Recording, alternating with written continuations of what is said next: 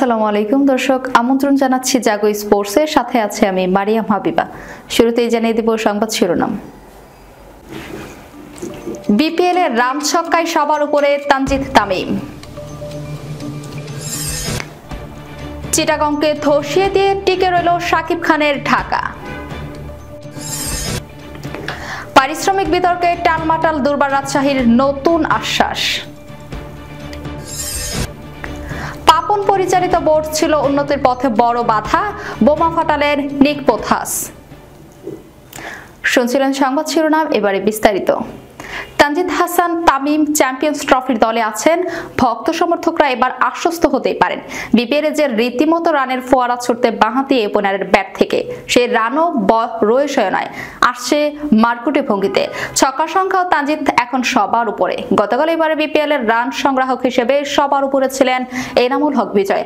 আজ এক ম্যাচে সেই তালিকা পাল্টে গেছে। বিজয়কে ছাড়িয়ে গেছেন লিটন দাস, আর তাদের দুজনকে ছাড়িয়ে সবার উপরে এখন তানজিদ হাসান তামিম। 9 ম্যাচে 345 রান বিজয়ের লিটন দাস আজ চিটাগং কিংসের বিপক্ষে 28 বলে 25 রানের ধীর ইনিংস খেলেছেন। তবে বিজয়কে ছাড়িয়ে যাওয়ার জন্য সেটাই ছিল যথেষ্ট। 9 ম্যাচে এখন 348 রান লিটনের, বিজয়ের থেকে 3 বেশি। এদিকে তানজিদ তামিম যেন ধরাছোঁয়ার বাইরে চলে যাচ্ছেন। আজ সহ সবশেষ 4 ম্যাচে 3টি পঞ্চধর্ষ ইনিংস খেলেছেন, এর মধ্যে আছে একটি সেঞ্চুরিও। সব মিলিয়ে 10 ম্যাচে 420 রান নিয়ে সবার উপরে তামিম। আজও সেঞ্চুরি পেতে পারতেন তানজিদ তামিম। দল জিতে যাওয়ার 54 বলে 90 রানে অপরাজিত থাকেন মারকুটে ওপেনার। এই ইনিংসে তিনি 7টি ছক্কা হাঁকিয়েছেন। সব মিলে এবারে বিপিএল এর সবচেয়ে বেশি 29 ছক্কা তানজিদ তামিমের। 8 ম্যাচে 23 ছক্কা নিয়ে দ্বিতীয় স্থানে আছেন পাকিস্তানের খুশদিল শাহ। আসরের জুড়ে ধারাবাহিক তানজিদ তামিম। আরো একবার রান এসেছে তার ব্যাট থেকে। এই ওপেনারে বড় 50তে চিটাগং কিংসকে 8 উইকেট হারিয়েছে ঢাকা ক্যাপিটালস। এই জয়ে পয়েন্ট টেবিলের 4-এ উঠে আসলো ঢাকা। অন্যদিকে হারে 3-এ নেমে গেছে কিংসরা। বুধবার ঘরের মাঠে টস হেরে আগে ব্যাট করতে নেমে নির্ধারিত 20 ওভারে 6 উইকেট হারিয়ে 148 রান করেছে চট্টগ্রাম। জবাবে খেলতে নেমে 18 ওভারে 1 বলে 2 উইকেট হারিয়ে জয়ের বন্দরে পৌঁছে গেছে ঢাকা। ছোট লক্ষ্য তাড়া করতে নেমে উড়ন্ত শুরু পায় ঢাকা। আসলে শুরু থেকে রান না পাওয়ায় লিটন এবার ফর্মে ফেরার আভাস দিচ্ছেন। আজকের ম্যাচেও তানজিদ তামিমের সঙ্গে 75 রানের জুটি করেছেন ওই অভিজ্ঞ ওপেনার। 25 রান করে লিটন সাজ করে ফিরলে ভাগে উদ্বোধনী জুটি। তবে ততক্ষণে রান তারায় শক্ত ভীত পায় ক্যাপিটালসরা। তিনি নেমে সুবিধা থাকতে পারেনি, তবে তাতে খুব বেশি সমস্যা হয়নি ঢাকার, কারণ আরেক প্রান্তের দায়িত্ব নিয়ে খেলেছেন তামিম। 54 বলে অপরাজিত 90 রানের ইনিংস খেলেছেন তিনি। এই ইনিংসে খেলার পথে 28 বলে 50 করেন তামিম। এর আগে ব্যাট করতে 2 ওপেনারের ব্যাট নেমে ভালো শুরু পায় চিটাগং। 19 বলে 23 রান করে জুবাইদ আকবরী সাজ করে ফিরেন, ভাঙে 40 রানের উদ্বোধনী জুটি। এরপর গ্রাহাম ক্লার্কের সঙ্গেও 49 রানের জুটি করেন নাইম ইসলাম। তাতে শক্ত ভীত পায় দল, তবে মিডল অর্ডার ব্যাটাররা সুবিধা করতে পারেননি। নাইম 44 রান করে ফিরলে আর বড় কোনো জুটি হয়নি। শামীম হুসাইন তালাতলা দ্রুত ফিরলে 150 স্পর্শ করতে পারেনি চিটাগং। বিপিএল এর চলমান একাদশ আসরের নবাগত দল দুর্বার রাজশাহীর মাঠের পারফরম্যান্সের চেয়ে ক্রিকেটারদের পারিশ্রমিক নিয়ে সৃষ্ট বিতর্কে বেশি আলোচনায়। বিদেশি ক্রিকেটার লাহিরু সামারাকুনের বিসিবিতে অভিযোগ এবং স্থানীয় ক্রিকেটারদের অনুশীলন বর্জনের ঘটনা ফ্র্যাঞ্চাইজিটির অব্যবস্থাপনা তুলে ধরেছে। তবে আজ রাজশাহীর managing director Shafiqur Rahman video বার্তায় বিষয়টি সমাধানের প্রতিশ্রুতি দিয়েছেন। এক ভিডিও বার্তায় শফিকুর রহমান বলেন, কিছু ব্যবস্থাপনাগত কারণে সমস্যা হয়েছিল, কিন্তু আর্থিক কোনো ক্রিকেটারের ভোগান্তি পোহাতে হবে না। নির্ধারিত সময়ের মধ্যে তারা পারিশ্রমিক পেয়ে যাবে। তিনি আরো দাবি করেন, 16 জানুয়ারির মধ্যে রাজশাহীর ক্রিকেটাররা প্রথম কিস্তির পারিশ্রমিক পেয়েছেন। একই সঙ্গে মাঠের পারফরম্যান্স উন্নত করতে সবার সমর্থন কামনা করেন তিনি। এর আগে পারিশ্রমিক না পাওয়ায় রাজশাহীর ক্রিকেটাররা অনুশীলন বর্জন করেন এবং ম্যাচ বয়কটের হুমকি দেন। পরে বিসিবির মধ্যস্থতায় পরিস্থিতি সামাল দেওয়া হয়। তবে 25% পারিশ্রমিক পরিশোধের পরও পুরো বিষয়টি নিয়ে ক্রিকেটারের মধ্যে অসন্তোষ রয়ে যায়। সাম্প্রতিক সময়ে শ্রীলঙ্কান ক্রিকেটার লাহিরু সামারাকুন পারিশ্রমিক নিয়ে বিসিবিতে অভিযোগ করেছেন, যা বিতর্ককে আরো ঘনীভূত করেছে। দলের কাঙ্ক্ষিত পারফরম্যান্সের অভাবে অধিনায়ক এনামুল হক বিজয়ের স্থলাভিষিক্ত হয়েছেন তাসকিন আহমেদ। পাশাপাশি ফ্র্যাঞ্চাইজি যে কোনো পরামর্শক এবং সহযোগিতাকে স্বাগত জানাবে বলে জানিয়েছে। বিপিএল এর রাজশাহীর যাত্রা অব্যবস্থাপনার ছাপ রাখলেও এমডি শফিক রহমানের আশ্বাস এবং উদ্যোগ পরিস্থিতি কিছুটা শান্ত করতে পারে।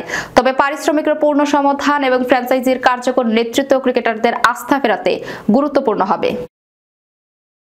বাংলাদেশ ক্রিকেট দলের সহকারী কোচের পদ থেকে সদ্য সরে দাঁড়ানোর নিত পোতাস জানিয়েছেন, দেশের ক্রিকেটের উন্নতিতে বড় বাধা হিসেবে কাজ করছে বোর্ডের অতিরিক্ত হস্তক্ষেপ। সাবেক কোচের মতে ক্রিকেটীয় সিদ্ধান্তে বারবার হস্তক্ষেপের কারণে দল নিজের সর্বোচ্চ জায়গায় পৌঁছাতে পারছে না।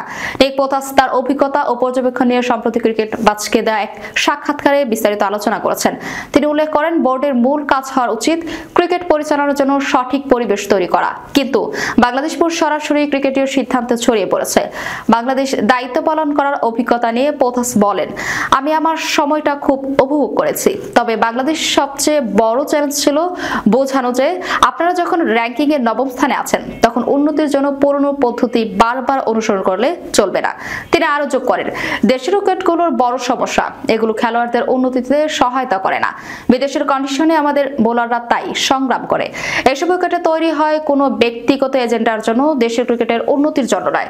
নিক পোতাস সরাসরি বলেন, নাজমুল হাসান পরিচালিত বোর্ড ছিলেন উন্নতির পথে বড় বাধা। বাংলাদেশ অসাধারণ প্রতিভা রয়েছে এবং খেলোয়াড়রা দ্রুত শেখে, তবে সমস্যাটি ছিল বোর্ডের অতিরিক্ত হস্তক্ষেপ। ক্রিকেট পরিচালনা করা ক্রিকেটীয় ব্যক্তিদের কাজ, অথচ এখানে বোর্ড ব্যবসায়ী হিসেবে সফল হলেও তারা ক্রিকেটারের সিদ্ধান্ত নাক গলাচ্ছে। এটি কোনোভাবেই তাদের কাজ নয়। তিনি উদাহরণ দেন, বাংলাদেশের বিশ্বের অন্যতম ধনী ক্রিকেটার বোর্ড, কিন্তু দেশের ক্রিকেট উন্নতির জন্য অত্যাবশ্যক একটি স্পিন বোলিং মেশিন পর্যন্ত নেই, যা যুক্তরাজ্যের প্রতিটি কাউন্টি দলে রয়েছে। এমন পরিস্থিতি দেশের ক্রিকেটের জন্য কতটা সহায়ক? ফারুক আহমেদের নেতৃত্বে নতুন বোর্ডের সামনে সবচেয়ে বড় চ্যালেঞ্জ কি হতে পারে তা নিয়ে পোতাস বলেন, বোর্ডের উচিত হস্তক্ষেপ কমিয়ে কোচিং স্টাফ এবং খেলোয়াড়দের প্রতি আস্থা তৈরি করা। যখন বোর্ড আমাদের কাজ করতে দেয় তখনই আমরা ভালো ফলাফল করেছি। যেমন ওয়েস্ট ইন্ডিজের বিপক্ষে সাফল্য এসেছিল কারণ তখন হস্তক্ষেপ হয়নি। তিনি আরো যোগ করেন, নতুন বোর্ডের কাজ হবে খেলোয়াড় ও কোচদের সঙ্গে আস্থা তৈরি করা। যদি তারা এটি করতে পারে তবে দল অভূতপূর্ব সাফল্য পাবে, কারণ খেলোয়াড়দের প্রতিভা অসাধারণ। পোতাস বাংলাদেশের অতিরিক্ত প্রত্যাশার বিষয়টিও সামনে আনেন। তিনি বলেন, যখন কোনো দল বিশ্বকাপের শেষ ধাপে পৌঁছায়নি তখন কিভাবে বিশ্বকাপ জেতার কথা বলা যায়? আমাদের দল র্যাঙ্কিং এর নবম স্থানে এবং টি-20তে সাফল্য পাওয়ার জন্য পাওয়ার হিটিং দরকার, যা আমাদের দলে কম। দর্শক, যাওয়ার আগে শিরোনামগুলো জানিয়ে দেব আরো একবার। বিপিএল এর রান ছক্কায় সবার উপরে তানজিদ তামিম। চিটাগংকে ধসিয়ে দিয়ে টিকে রইল শাকিব খানের ঢাকা। পারিশ্রমিক বিতর্কে টালমাটাল দুর্বার রাজশাহীর নতুন আশ্বাস। পাপন পরিচালিত বোর্ড ছিল উন্নতির পথে বড় বাধা, বোমা ফাটালেন নিক পোতাস। এই ছিল এখনকার মতো। পরবর্তী সংবাদ দেখার আমন্ত্রণ রইল। ধন্যবাদ সবাইকে। আল্লাহ হাফেজ।